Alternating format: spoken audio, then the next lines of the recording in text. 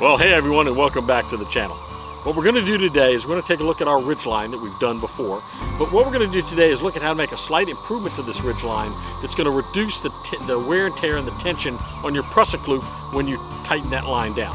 So stay tuned. We're going to show you how it's done. In the meantime, don't forget to subscribe to the channel. And if you like the video today, please click on that like button below. So I'm going to deploy my Ridgeline. I've got it all shanked up here, and I'm going to pull this out here. This is my starter end. I just simply pull that out however much I need. I'm going to wrap it around this tree. I'm going to pull it through and make a little loop right here, as we've seen before. And then I'm just going to put a little stick toggle. This is a little stick I found on the ground. I'm just going to stick that in there, pull that, and I can slide that down, and that's tight against that tree. Now that's what I'm going to do. Now I'm going to go down to the other tree, and what we're going to do when we go down to the other tree is I'm going to show you how we tie this off. Okay, so I've got my Ridgeline. Here's my prusik loop that I'm going to use. And what I'm going to do is just wrap this around this tree. And normally what I would do is I would just pass this through my prusik loop. And then I would simply tighten this thing down like this. Now, the problem is this twisted bank line or braided bank line, every time I pull this on that bank line, I'm rubbing the end of that prusik loop. And I'm going to wear that prusik loop out by doing that. I don't want to do that because I want to preserve this prusik loop. I don't want it to break on me in the middle of the night. So I want to preserve the integrity of that loop. I don't want to keep putting all this stress and pressure on it. So I'm going to show you a way to fix that. So before we do that, what I'm going to do is I'm going to show you how much pressure we're putting on this line. Okay, so I've got our prusik loop, and what I'm going to do is I've taken a luggage scale and I've passed it through the prusik loop like this. Now what I'm going to do is I'm going to pass my line through this hook. And that's going to put the tension. We're going to measure how much weight is on this line. So I'm going to set it to 0. And I'm going to pull. That's pretty tight. So now I'm just going to tighten this thing off.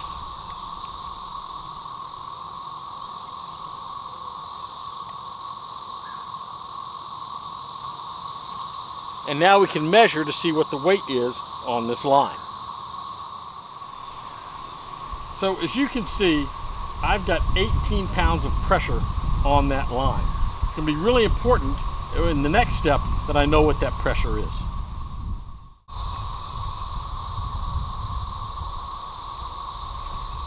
So what I'm going to do now is going to remove this luggage scale from this line, and I'm going to use something else on it. So I'll just loosen that up and take that off that hook, and I'm going to take this out of here, and we'll just get it out of the way for now.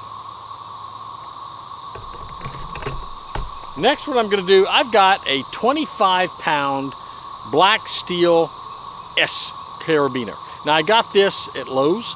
You can pick them up a lot of places. I just got this one at Lowe's. What I'm going to do is I'm going to click this carabiner right here on this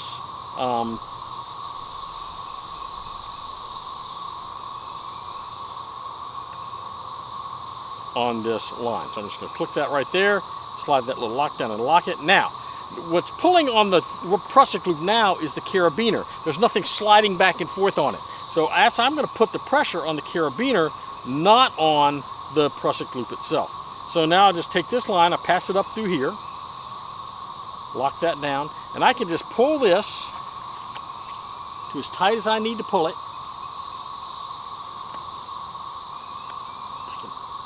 Tie this thing off.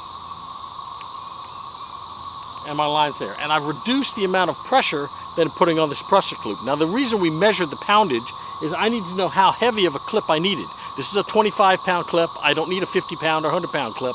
And a 10-pound clip wouldn't be enough. I needed a 25-pound clip to take that 18 pounds of pressure. And I can put that on there. And now when I pull on this prusik loop, the only place on this prusik loop that's getting any pressure is when I pull on it. There's no rubbing back and forth when I take this line and try to tighten it that way. So I've reduced the friction and the wear and tear on my prusik loop. Great hint when you're setting up your Ridgeline. Hopefully it was helpful. Well, it's certainly a beautiful day. The cicadas are singing. We're really glad you could join us to learn this new trick with your Ridgeline to reduce the stress on your prusik loop by adding an S-clip carabiner to the end of it so you don't get all that friction going on between the Ridgeline and your 550 paracord. So if you like the video, please subscribe and hit the like button below.